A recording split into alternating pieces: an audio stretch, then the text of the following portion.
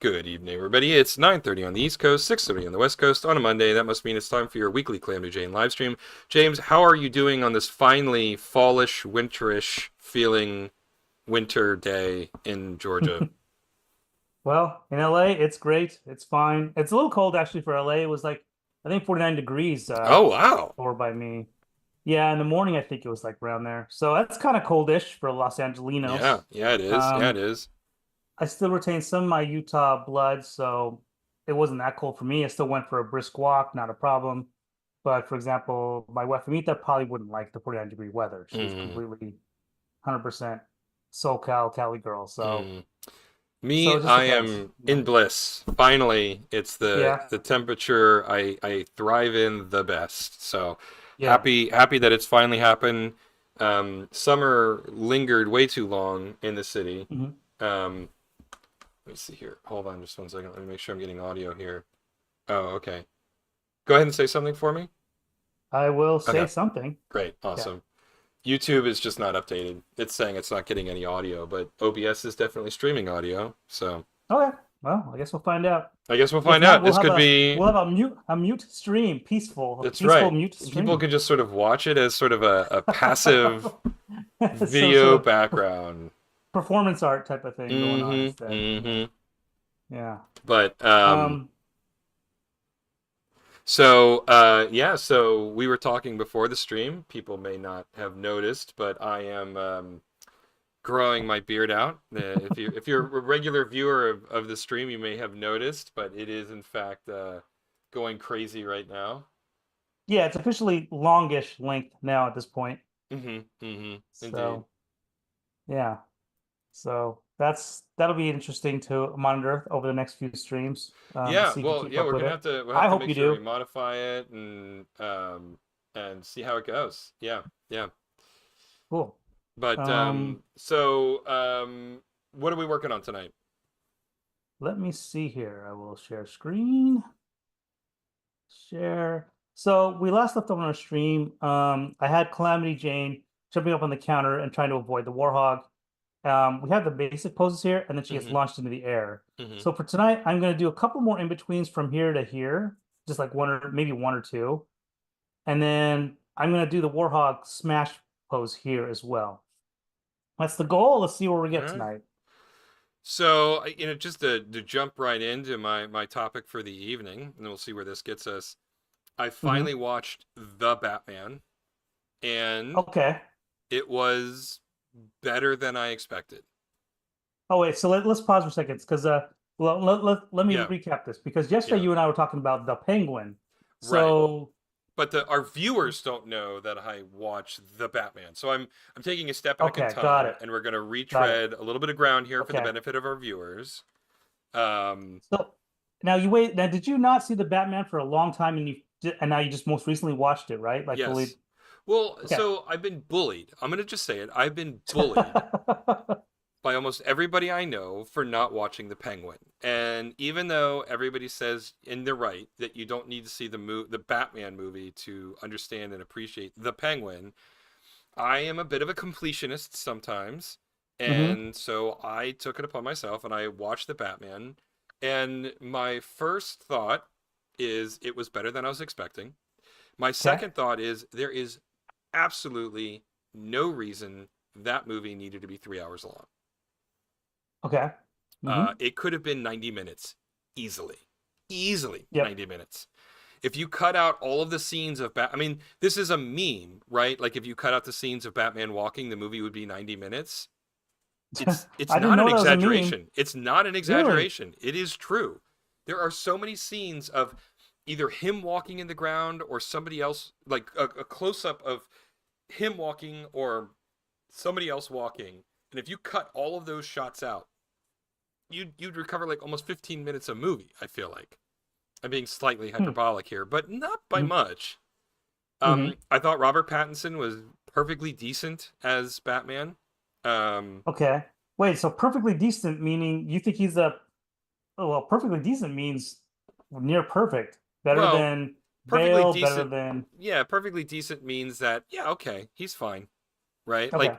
obviously, Kevin Conroy as Batman in the Arkham games in the animated series, that's peak, right? Yeah, Like that's that's the iconic. Yeah. bar to meet.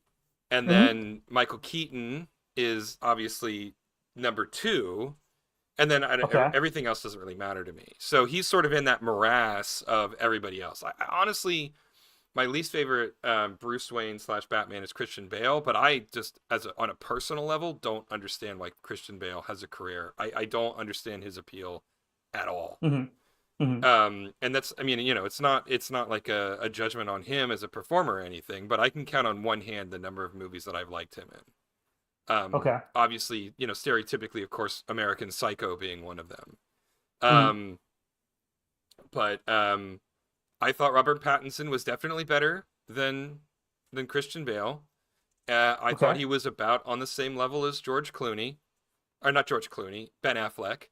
Hmm. And then Val Kilmer and George Clooney are somewhere in the middle there. Okay. Um, I will be honest. I think the movie would have been way better if they had dropped the Riddler entirely and just made it about mob crime, which Hmm. was, the movie was very heavily inspired on The Long Halloween. Obviously, I mean, I think everybody knows that. Hmm. And they sort of replaced the Calendar Man with the Riddler, right? And then Hmm. sort of changed up the motivations a little bit. But I submit that if you would remove the Riddler from the movie entirely and just made it more about Batman trying to figure out why these murders were occurring, and it turns out it was occurring because of a mob boss, the movie's Hmm. plotline would have remained completely unchanged, right? Yeah. Sure. I Sure. just thought the Riddler was completely unnecessary. I like Paul Dano. I think he's a great actor. Uh-huh. Um, I thought I, he's actually cast well for Riddler as well. I I mean, agree. I agree. yeah. But the main word that I would use, and this is not a commentary on Paul Dano's performance, it's just a commentary Yeah. on the script, is Hmm. superfluous. I did not Yeah. find the Riddler to be a critical part of that movie. The most Yeah. interesting part of that movie was the dynamic of the mob fighting with itself and Batman inserting himself into that scenario. Again, that was the best part of the Long Halloween, right? One of the one of the seminal classic Batman storylines. Hmm. Um, anyway, it was better than I thought. So I watched that, and then I did finish all of the Penguin over the weekend, caught up on Hmm. that, and it Hmm. was fine. It was just fine, as Okay. Captain Holt from Brooklyn Nine-Nine would say.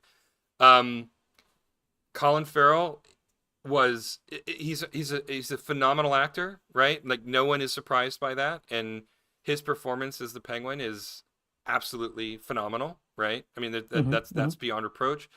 Kristen Milotti was great as Sophia Falcone. Hmm. So the two leads were incredibly compelling, incredibly fun to watch. At the end of the day, it was just another crime drama, right? Hmm. If you've seen any season of The Sopranos, if you've watched The Godfather, if you've watched Goodfellas, you get it, right? Like take Goodfellas and then blend it with Yojimbo, and you know it exactly what the Penguin is. Hmm. There's nothing surprising about that TV show. Like every beat that you would expect a crime drama to hit, it hits without fail, Hmm. right? Hmm. That being said, it was good for what it was. My biggest question when I finished watching it was why? Why did this get made? You know? Yeah. Um they made a very strong choice to they don't reference Batman or Jim Gordon, obviously the two people who would be most influential in the storyline. They don't Yeah. mention either one of them, or they do kind of reference Batman and Selena Kyle at some point in the series, right? But Hmm. very obliquely, very minorly. Hmm. Um, and that's it's just like, so why even set it? Why didn't you just write a crime drama, right? Like I didn't, they weren't really building on the character of the Penguin from the movie because he was in the movie for what, 5 minutes? Like he was barely in the movie. Yeah. Um, and so it wasn't like they were using the Batman as a jumping off point from a character perspective, because the show does a very deep dive into Penguin's past. Hmm. And um, I don't know. I guess I always do this. Like, I finally break down after people, and so maybe I'm tainted. It's very possible. Um, but I'm finally like, all right. I've had like 30 people tell me that I need to watch this thing, so I'll watch this thing, and then Hmm. I inevitably walk away with the opinions that I knew I was going to have walking in, which is I don't really like crime family dramas, and this was a crime family drama. So, surprise, surprise, it was just fine, And it was, Hmm. as we've discussed many times on the stream before, I don't like things that are joyless, and this show was. I mean, it made Breaking Bad look like Seinfeld. It was so Hmm. joyless, you know. Yeah. So, um, yeah, that's my take, my non-spoilery take on the Batman and the Penguin. Yeah. Hey, you did a pretty nice job navigating non-spoiler stuff for the most part. I mean, it's been out for a while, so I mean, we can kind of say some things, On maybe, the I Batman, I guess. feel like I the don't know. statute of limitations are done, but like Yeah, episode and it's 8 of the kind of. Penguin just came out like 2 weeks ago, so I feel like Oh, okay, okay. we still have to All be right. dance around that one a little bit. All right. Well, then let me just say, okay, now I'll give you some of my counter Yeah, and also some of my yeah, pretty ready. much you and I agree on the Penguin. I was the same way. I didn't feel bludgeoned into a submission to wanting to watch it. Like I was just told by family and friends it was great. I've heard it all over the place, and yeah, I'll get around to watching it. And I was just happy that it wrapped up so I could just binge it. So I did binge it pretty for the most part. I watched it over a course of maybe a week. Um, my issue with the Penguin, especially the last few okay, this is all writing stuff, and this is the same thing. I have the same quirks and issues that I did with Andor. Things are too convenient in Mm-hmm. the Penguin, Mm-hmm. especially at the end, and Oh it drove yeah. me. I'm not going to give away the spoiler, but at the end there's a moment where you've watched 8 episodes, 8 hours of Penguin hobbling around, shuffling around, and there's a point in the and there's a and then obvious this is not really giving anything away, but Penguin does don a gun and point it at people at points in throughout the whole show. And there was a moment in this show, especially at the ultimate moment in the show, he's pointing a gun at somebody that's very important in the show. And then the character that he's pointing the gun at is forced to take their eyes off the Penguin. And wouldn't you know what? Penguin becomes Batman and just disappears by the time the Yeah. character turns back around Yeah. within moments. So did Penguin study mafia ninjutsu? Like these are issues that I Yeah. have that are just I'm being so literal about it, but we've now like we've spent so much time with the Penguin inside of his skin, learning how he moves and watching him clunk around with that metal thing all the time. Mm-hmm. And then within moments, he's just Batman all of a sudden. And I know it's such a small little thing. These same nitpicky things I do with Andor, but these type of things take me out of the Yeah. show. It makes me go, at a moment where I'm giving, I'm suspending my disbelief for the writers because how great they've done a lot of other stuff in the show. This episode kills it for me. Yeah. It drives me nuts. Well, Like and we why? You can write yourself out of that. You yeah. can really write yourself out of that Yeah. situation. And you No, know I exactly agree. what I'm talking about now, right? Yeah, yeah. And I know exactly what moment you're talking about. See? And it took I was like, "What? I don't understand." It was one of those classic moments where I feel like the writers knew how they wanted a particular story thread or Yes. storyline to end and wrote to that ending rather than letting the story emerge as Evolve it it. should have. Yeah. Yeah. Oh my And gosh, I was and this so is angry. and this is one of the reasons why I'm kind of tired of serialized television is because they know where they want the season or the overarching story multi-episode thread to end, and so the story keeps getting sort of forged and folded into making sure that it hits the desired ending rather than Yes. following the thread of what this how the story should actually go. You know what I'm saying? Yeah. and Yeah. and the Penguin was super guilty of that. I mean, there were so many moments.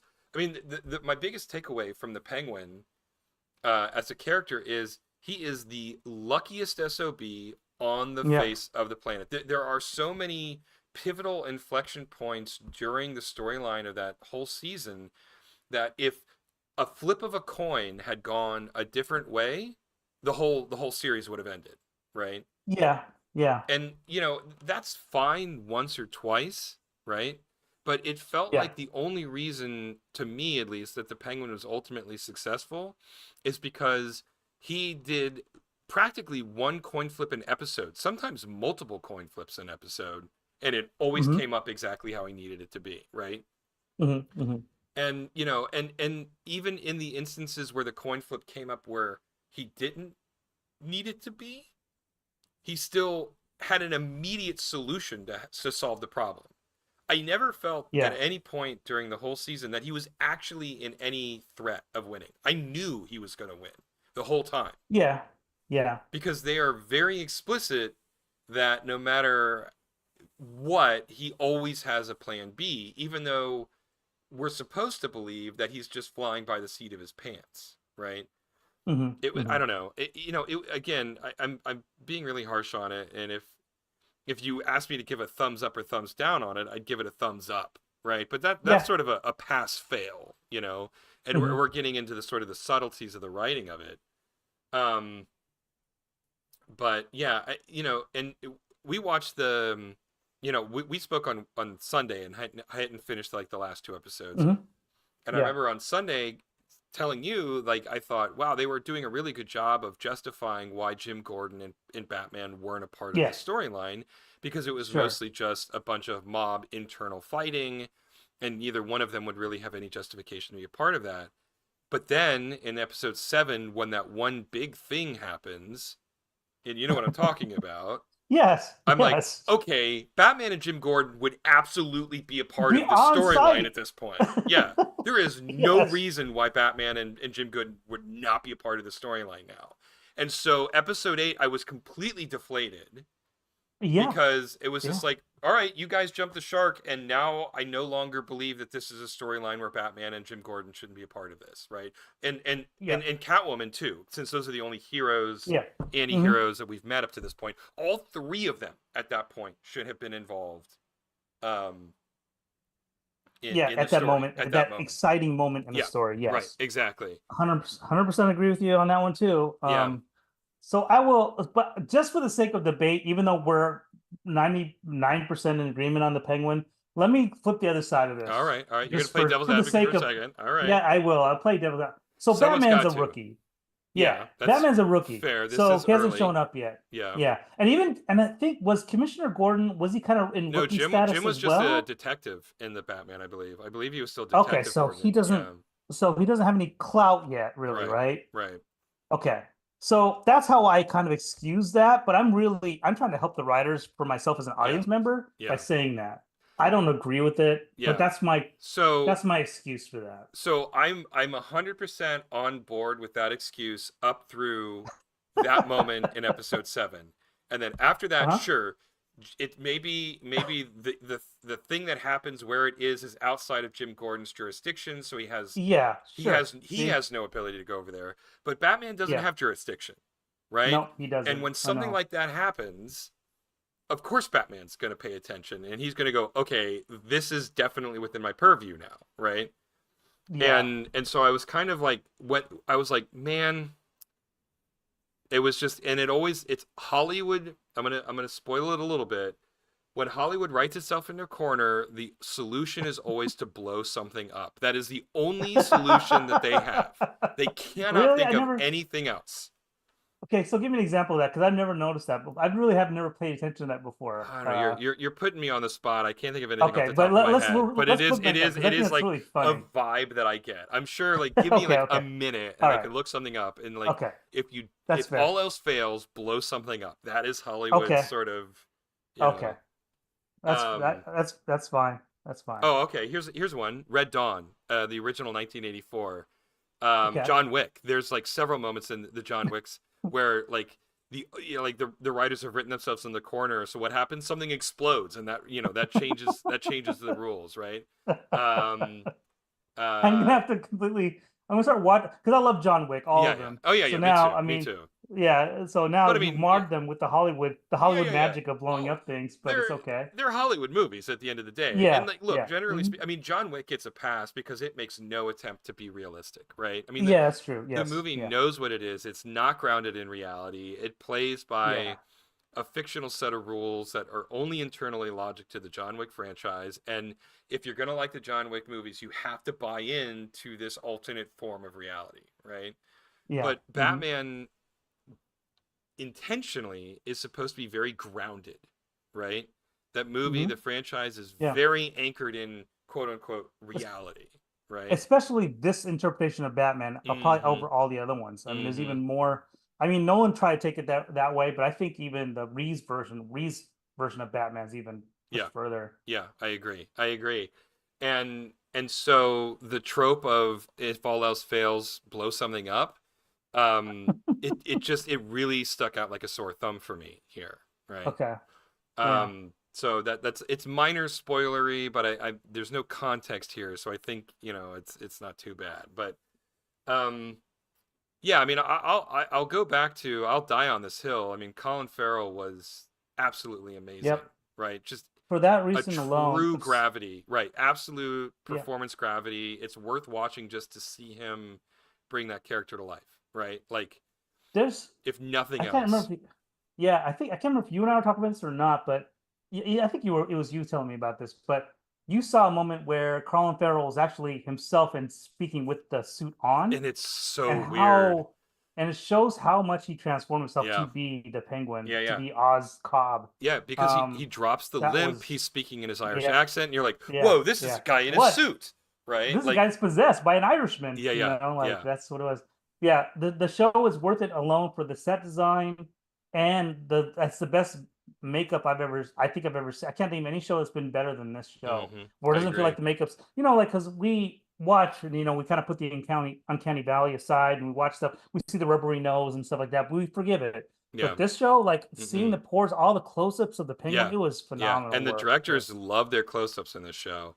And the Yeah. and the makeup Hmm. holds up extremely well. I Yeah, mean, I just was so it's impressed. it was really impressive. I mean, props to Colin Farrell's performance, but honestly, more props to the costuming and makeup department for bringing that character to life, right? Like, it just Yeah. for giving Colin Farrell someone to inhabit. Um, Yep. yeah, so I have nothing bad to say about Colin Farrell's performance as the Penguin. I have nothing bad to say about the production design or the costuming or the makeup on that. It really was a fun show to look at. Yep. Um, Hmm. my complaints are almost entirely within the realm of just sort of the writing, and obviously The this is writing. that's the axe that I always grind is writing. That's where I always, Yeah. especially in TV, because TV is a writing dominated industry. Yeah. So they bear the bulk of the responsibility when I have something, when there's a problem with a show that bothers me, Yeah. um and but yeah, so I'm caught up. I watched the Penguin, I've watched the Batman. Will I watch the inevitable sequel to the Batman? Yeah, it almost certainly won't be in theaters, but I'll watch it eventually. You know.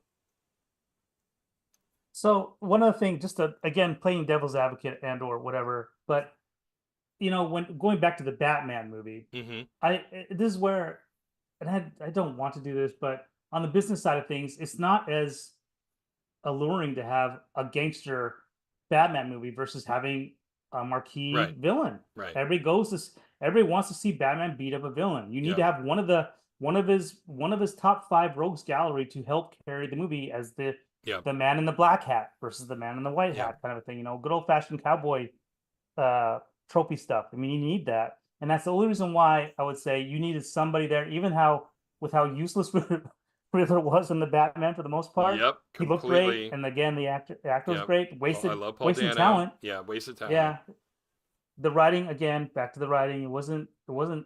It just didn't take advantage of the actor and the So set design. yeah. You So know. to that, so we're gonna script write a little bit here, just because Mm, I'm, sure. we've gone down this thread. That's great. I totally agree. But then make the Yeah. movie about the Riddler. Don't make it about I. the mob, Yeah. right? I mean, that's the Yeah. issue. Yeah. So, the Riddler, and I think really effectively. So this is, I'm giving a compliment to the Batman here. I Hmm. think that they did a great job of sort of shining a light on the potential destructiveness of sort of incel chronically online culture, right? And Hmm. Hmm. the consequences of that and how that plays out. So why didn't you make a movie about that?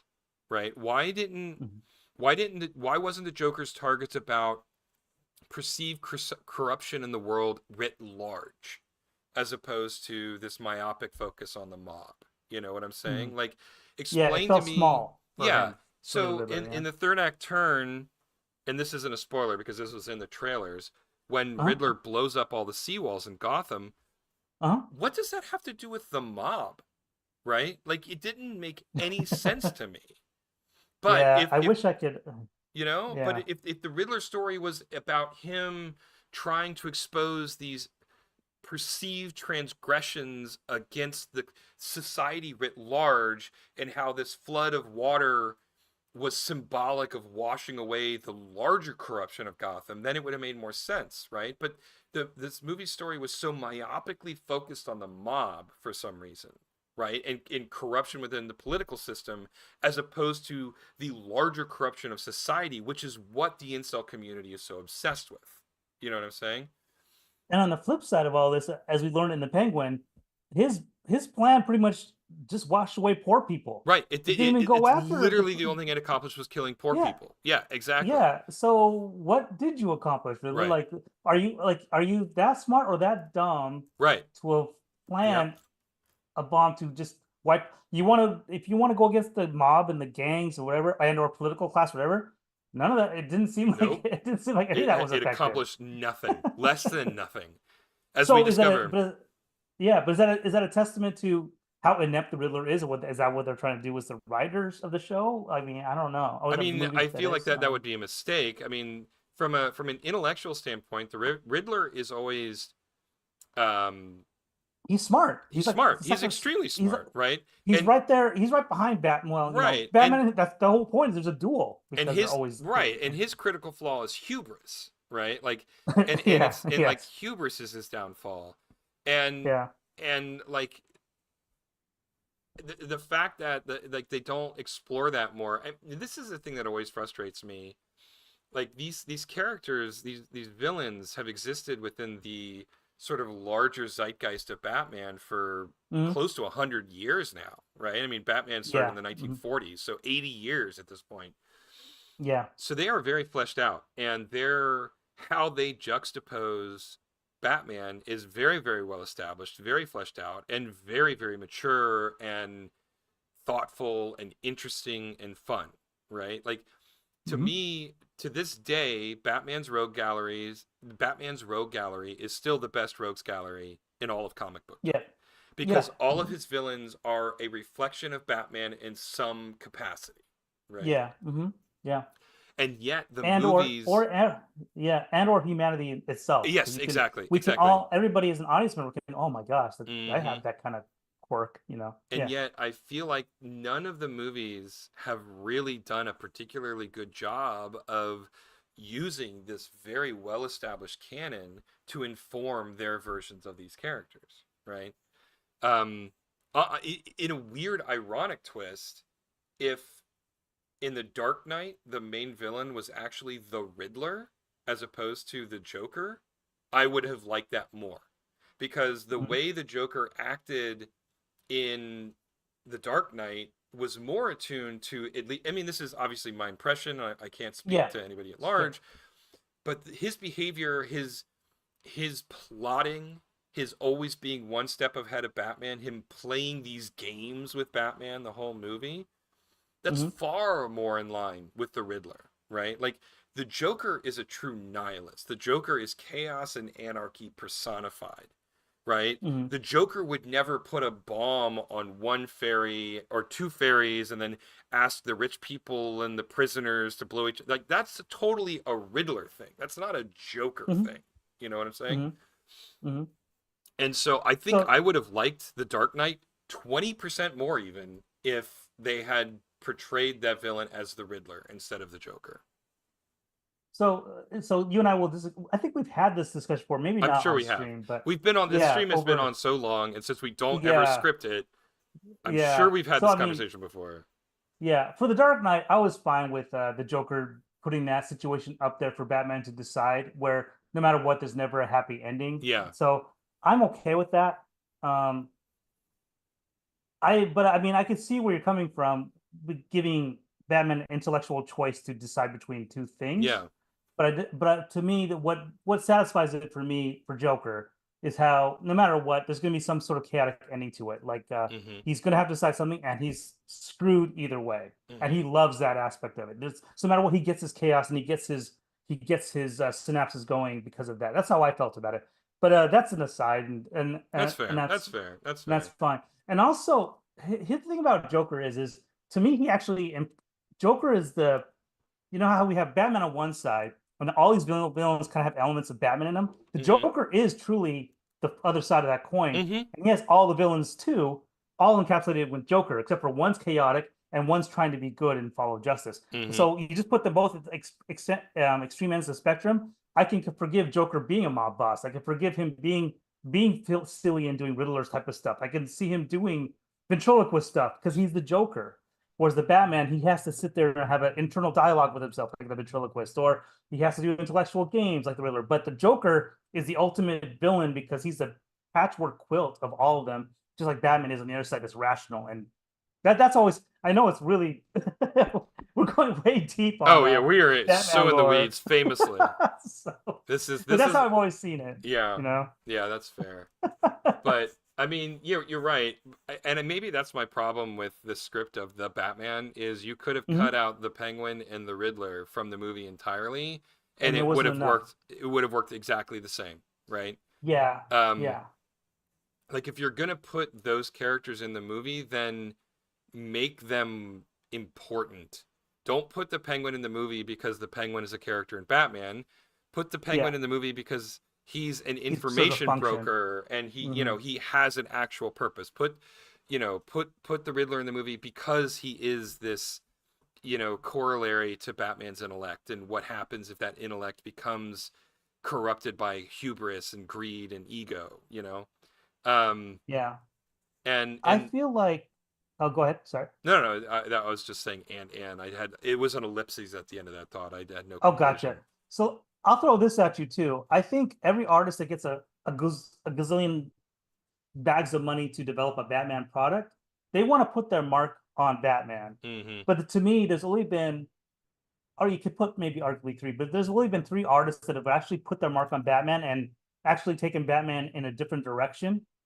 Frank Miller back in the 70s Oh and yeah. 80s with Yeah, oh Batman yeah. with his with I mean that's what they keep sourcing now Yeah, The all the Dark time. Knight Dark Knight years Returns now. is oh yeah. Yeah, Yeah. yeah. Tim Burton because he brought it to the Mm-hmm. big screen. He I agree. also turned comic book movies on its head. He put his own artistic vision on his Mm-hmm. version of Batman. That completely upended things Agreed. again. Yep. And then the third one, and we can already this is a debate, but Nolan making Batman more realistic and trying to do more of a realistic take on Batman, almost going throwback to Frank Miller stuff. Mm-hmm. But to me, really, to me, single handedly, it's Frank Miller and Tim Burton, and you could throw in other artists that have kind of come before Frank Miller because they've all helped establish Batman in that one through line up until Frank Miller, who just completely earthquaked it. And so but I can't. I mean, you can talk about Neil Adams or even Bob Kane, all those guys, Yeah. I that did mean, did the work obviously they before. created I mean, honestly, Yeah. oh, why am I for spacing on his name?